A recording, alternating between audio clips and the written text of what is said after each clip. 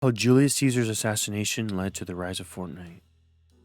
How the famous phrase, Et tu, Brute, echoed into the magical phrase, Get my reboot. Let's start with a little bit of history. The year is 44 BCE. Rome is at its peak, ogres are trending, and Julius Caesar is walking around like he owns the place. I mean, he sort of kind of does.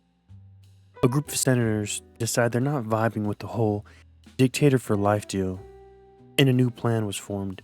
Let's stab him. A lot.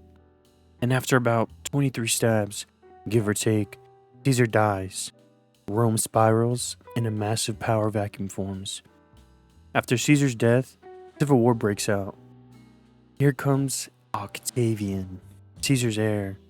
He eventually becomes Augustus, the first emperor of Rome, which leads to the Pax Romana, a 200-year period of relative peace.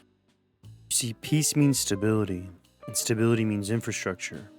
Infrastructure leads to roads, and roads, they lead to trade. Trade means the exchange of ideas, goods, and cultural practices. And the exchange of ideas means video game development. Now, we're only 2,000 years away, but stay with me. Rome's roads influenced medieval trade routes.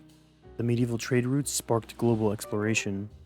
Global exploration leads to the spread of technology. Technology leads to industrialization. Industrialization leads to mass production.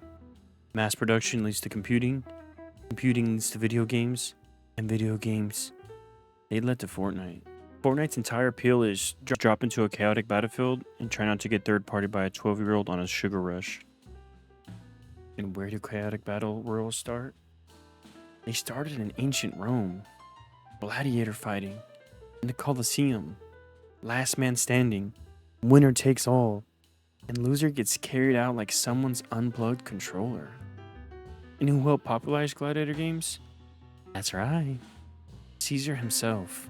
If gladiator culture hadn't developed, the Western world wouldn't have epic games.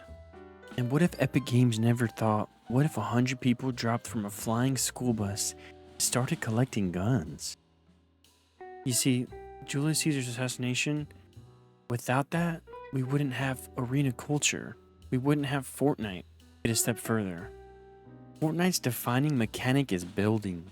And you know who love building things? The Romans. Their aqueducts, their roads, their colosseums, their bathhouses. If they could have cranked 90s, they would have. And who's politically responsible for the transition from the Roman Republic to the Empire? The period with the biggest construction boom? That's the death of Caesar.